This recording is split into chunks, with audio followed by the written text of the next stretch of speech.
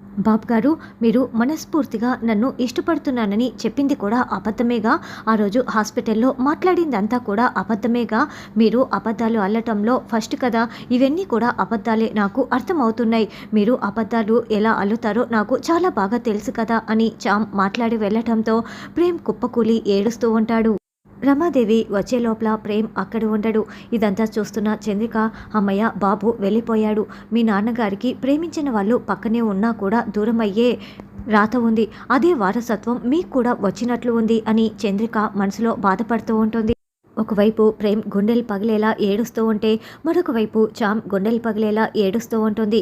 తెల్లవారగానే ప్రేమ్ రెడీ అయిపోయి కార్ బయట పెట్టుకొని చామ్ కోసం ఎదురు చూస్తూ ఉంటారు. అప్పుడే చామ్ కాలేజ్ బ్యాగ్ పట్టుకొని వస్తూ ఉంటుంది. అయితే ప్రేమ్ దగ్గర ఒక్క క్షణం కూడా ఆగకుండా వెళ్తూ ఉంటే, చామ్ ఆగు చామ్, రా చామ్, కారు ఎక్కు, ఇద్దరం కలిసి కాలేజీకి వెళ్దాం అని అడుగుతూ ఉంటాడు. ఏంటి బాబు, నాకు బుద్ధి వచ్చిన తర్వాత కూడా నేను మీతో ఎలా వస్తాననుకుంటున్నావు? అదే బుద్ధి చెప్పులుగా మారిపోయి నా చెంపలు పగలగొడతాయి.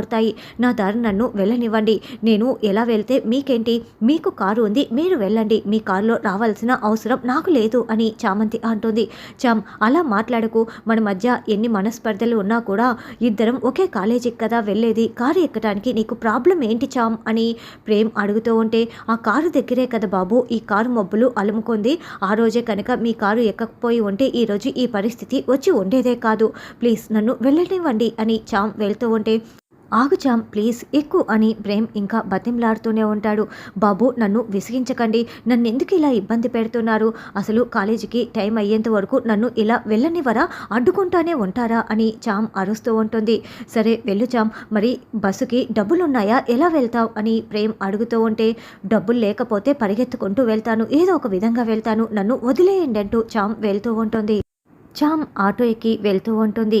మాటే విన్నది కదా, నిన్ను అంత ఈజీగా ఎలా వదులుతాను చామ్ అని ప్రేమ్ అనుకుంటూ ఉంటాడు. ఆటోలో ముగ్గురు ఉండటంతో ఇరుకుగా అవటంతో చామంతి కొంచెం ఇబ్బంది పడుతూ ఉంటుంది. అయితే ప్రేమ్ ఆటో వెనకాలే ఫాలో అవుతూ వస్తూ ఉంటాడు. ఈ బాబేంటి నన్నే ఫాలో అవుతూ వస్తున్నాడే అని చామ్ అనుకుంటూ వెనక్కి తిరిగి చూస్తూ ఉంటుంది. అప్పుడే ప్రేమ్ ఆటో పక్కగా తన కార్ని నడుపుతూ, చామ్, నా మాట విను చామ్, చూడు ఎలా ఇబ్బంది పడుతున్నావో, వచ్చి నా కారు ఎక్కు చామ్ అని అడుగుతూ ఉంటాడు. అన్న, కొంచెం త్వరగా పోనివన్నా, స్పీడ్గా పోనివ్వు, నాకు తలనొప్పిగా ఉంది అని చామంతి అంటుంది. అయితే ఇద్దరు దిగిపోవటంతో ఇక చామంతి హాయిగా ఆటోలో కూర్చొని ఉంటుంది. అమ్మయ్య, నా చామ్ ఇబ్బంది పడకూడదు అని ప్రేమ్ అనుకుంటూ ఉంటాడు. చామంతి కాలేజీకి వచ్చే లోపల నోటీస్ బోర్డులో ప్రేమ్ చామంతిల గురించి అక్రమ సంబంధం అని రకరకాలుగా నోటీస్ బోర్డులో రోమియో జూలియట్ ఫోటోలు అతికించి కింద రాసి ఉంటారు. స్టూడెంట్స్ అందరూ కూడా చామ్ ప్రేమ్ గురించి చాలా అసభ్యంగా మాట్లాడుకుంటూ ఉంటారు. జూలియట్ వేషధారణలో ఉన్న చామ్ ఒక కపట సూత్రధారి, లెక్చరర్నే వల్లో వేసుకుంది అని అసభ్యంగా పోస్టర్లు అతికించి ఉంటారు. ఏంటి, ఏం చేస్తున్నారు మీరు అని చామ్ వచ్చి చూస్తూ ఉంటుంది. ఓ, ఏంటి చామంతి, ఏమీ తెలియనట్లు ఇలా మాట్లాడుతున్నావు? నువ్వు లెక్చరర్నే వల్లో వేసుకున్నావు కదా, నీ టాలెంటే టాలెంటు అని స్టూడెంట్స్ అందరూ ఎగతాళి చేస్తూ అసభ్యంగా మాట్లాడుతూ ఉంటారు. దాంతో అవి చూసి చామంతి ఏడుస్తూ ఉంటుంది. ఇక ప్రతి ఒక్కరూ కూడా చామంతిని తప్పుగా మాట్లాడుతూ ఉంటే ఏడుస్తూ వెళ్తూ ఉంటుంది. ఏయ్ ఆగవే అంటూ నిషా రావటంతో, ఎందుకు నిషమ్మ, నన్నెందుకు ఇలా చేస్తున్నావు అని చామ్ ఏడుస్తూ ఉంటుంది. ఏంటే, నాకు కాబోయే భర్త ప్రేమ్ని నువ్వు వల్లో వేసుకుంటున్నావు, ఇది నిజం కాదా? మరి నేను చూస్తున్నదంతా నిజమే కదా అని నిషా చామ్ని తప్పు పడుతూ ఉంటుంది. అప్పుడే ప్రేమ్ ఆ నోటీస్ బోర్డు దగ్గరికి వచ్చి, ఏం చేస్తున్నారు మీరు, వెళ్ళండి అని స్టూడెంట్స్ అందరినీ కూడా అరిచి పంపించేస్తాడు. అక్కడ ఉన్న పోస్టర్లన్నీ కూడా తీసి చించి పడేస్తూ ఉంటాడు. నువ్వు ప్రేమ్ ఇంట్లో పని చేస్తున్న పని మనిషివి. నువ్వు ప్రేమ్ని పెళ్లి చేసుకొని ఆస్తికి వారసురాలివి కావాలనుకున్నావు. నీ బుద్ధి నాకు తెలీదా అని నిషా నోటికి ఇష్టం వచ్చినట్లు మాట్లాడుతూ ఉంటుంది. నిషమ్మ, అలా మాట్లాడకండి అని చామ్ ఏడుస్తూ ఉంటుంది. ఏంటే, నీ గురించి అన్నీ తెలిసిన తర్వాత కూడా మాట్లాడకుండా ఎలా ఉంటాను? చూడండి, ఈ పని మనిషి చామంతి ప్రేమ్ని ఒళ్ళో వేసుకొని పెళ్లి చేసుకోవాలనుకుంది అని బ్యాడ్గా అరుస్తూ చెప్తూ ఉంటుంది. దాంతో చామంతి ఏడుస్తూ వెళ్తుంది. అప్పుడే ప్రేమ్ అక్కడికి వచ్చి, ఏంటి మీరంతా ఇక్కడ ఉన్నారు, ముందు మీరు వెళ్ళండి అని స్టూడెంట్స్ని పంపించేసి, నిషా ఏం చేస్తున్నావు అని అరుస్తూ ఉంటాడు. చూడు, నువ్వు నాతో వస్తావా లేదా అని నిషా అడుగుతూ ఉంటే, నేనెక్కడికి రావాలి, ఇక్కడ కూడా నువ్వు చామ్ని ఏడిపించడానికే ఇలా చేస్తున్నావు నిషా, ఇది నీకు మంచిది కాదు అని వేలు చూపిస్తూ ప్రేమ్ వార్నింగ్ ఇస్తూ ఉంటాడు. చూడు ఇప్పుడు నువ్వు నాతో వస్తావా లేదా అని నిష అంటే, నేనెందుకు రావాలి అని ప్రేమ్ అంటాడు. నువ్వు ఇప్పుడు రాకపోతే దానికి నీకు మధ్య ఉన్న సంబంధం నిజమే అవుతుంది. ఇప్పుడు నువ్వు వస్తావా లేదా అని చేయి పట్టుకొని లాక్కు వెళ్తూ ఉంటుంది. ఎక్కడికని ప్రేమ్ అరుస్తూ ఉంటాడు. నువ్వు లెక్చరర్నే భలే వల్లో వేసుకున్నావే, నువ్వు చాలా తెలివైన దానివి అని స్టూడెంట్స్ మాట్లాడిన మాటల్ని పదే పదే తలుచుకొని చామంతి ఏడుస్తూ ఉంటే, చూడు ప్రేమ్ కుమార్ నా భర్త, మేమిద్దరం పెళ్లి చేసుకోబోతున్నాం. ఇంకోసారి నా భర్త జోలికి వచ్చావనుకో నేనేం చేస్తానో నాకే తెలీదు అని నిష వార్నింగ్ ఇస్తూ ఉంటుంది.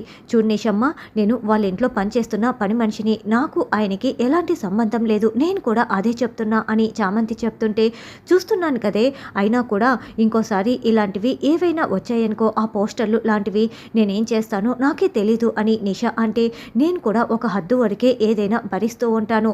నా మీద నిందలు వేస్తూ ఉంటే నేను కూడా చూస్తూ ఊరుకోను అని చామంతి అంటే, ఏం చేస్తావే, ఏం చేస్తావు, నాకే వార్నింగ్ ఇస్తున్నావా అని నిష అరుస్తూ ఉంటుంది. ఏం జరుగుతోంది ఇక్కడ అంటూ యశ్వంత్ అక్కడికి వస్తాడు. చూడండి యశ్ బాబు, నేనేమీ మాట్లాడడం లేదు, ముందు ఈవిడే మొదలుపెట్టింది అని చామ్ అంటే, అవును నాకు తెలుసు కదా మయూరి, ముందు గిల్లేది ఇదే కదా అని యశ్వంత్ అంటాడు. ఏంటి సార్ మీరు చూస్తూ ఇక్కడే ఉన్నారు?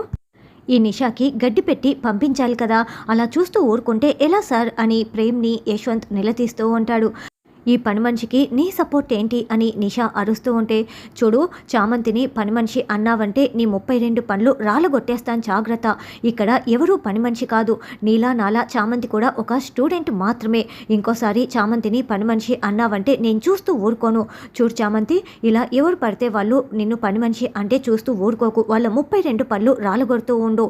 నేను నీకున్నాను, నేను నీకు సపోర్టుగా ఉంటాను, నీకు ఎప్పుడు ఏ కష్టం వచ్చినా నేను చూసుకుంటాను అని యశ్వంత్ చెప్తుంటే, thank you so much Yashwant Babu, ఈ కాలేజీలో అడుగు పెట్టినప్పటి నుంచి మీరే నాకు అండగా ఉంటూ నాకు సహాయం చేస్తున్నారు, థ్యాంక్ యూ సో మచ్ అని చామ్ దండం పెడుతూ ఉంటుంది. మయూరి అలా మాట్లాడకు, రా వెళ్దాం అని యశ్వంత్ చామ్ చేయి పట్టుకొని వెళ్తూ ఉంటే ప్రేమ్ కోపంతో రగిలిపోతూ జెలస్ ఫీల్ అవుతూ ఉంటాడు. నేను ప్రిన్సిపల్ దగ్గరికి వెళ్ళాలని చెప్పి ప్రేమ్ వెళ్తాడు. నిష మండిపడుతూ ఉంటుంది.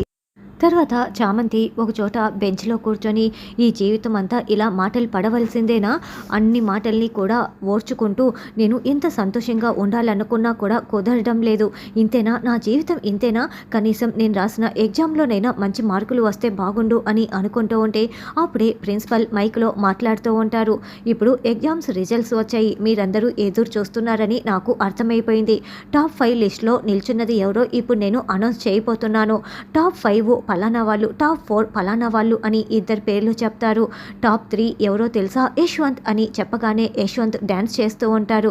నిషా నువ్వేనా టాపర్ అని అడుగుతూ ఉంటే, అవును నేనే టాపర్ అని నిషా సంతోషంగా చెప్పుకుంటూ ఉంటుంది.